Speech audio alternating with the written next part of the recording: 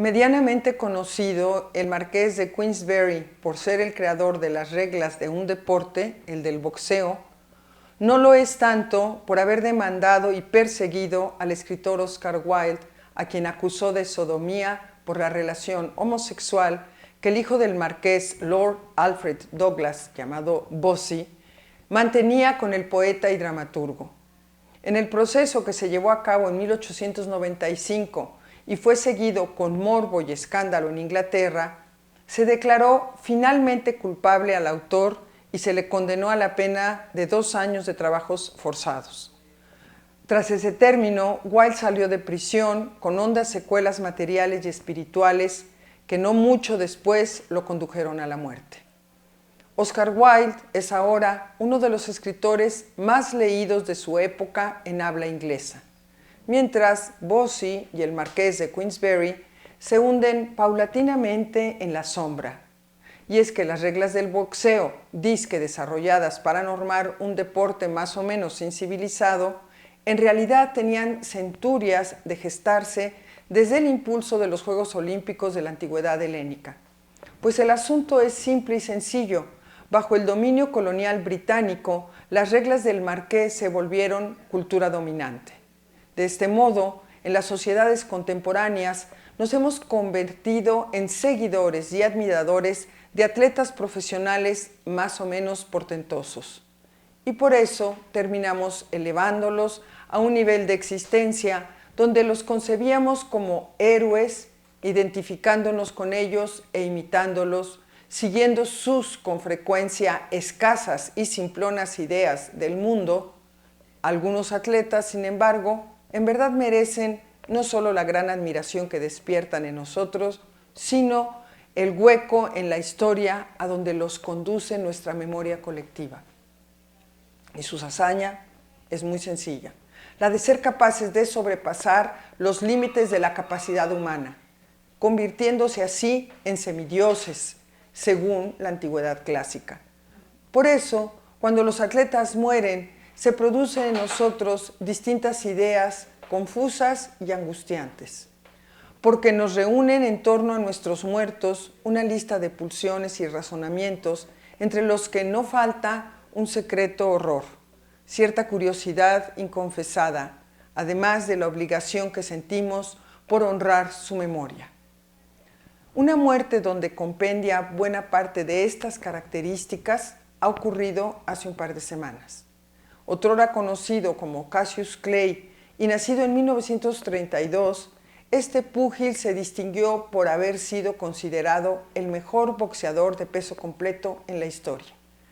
Medallista de oro olímpico en los Juegos de Roma en 1960, al convertirse en profesional fue elevado por la industria del deporte en los Estados Unidos hasta volver de él un negocio muy redituable.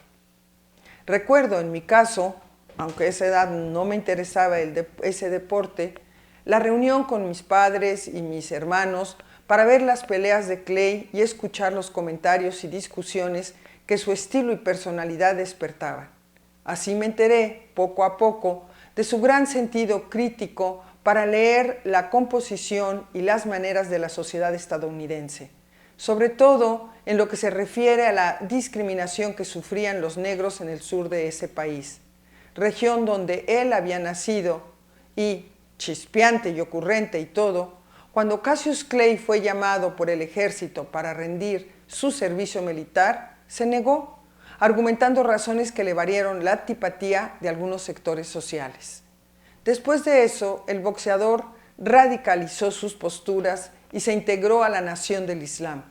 Cambió su nombre por el de Muhammad Ali y su carrera deportiva siguió en ascenso hasta que, notoriamente disminuido en sus capacidades físicas y luego de un par de tristes derrotas, se retiró del pugilismo en 1981. 3 años más tarde, en 1984, le fue diagnosticada la enfermedad incurable del Parkinson.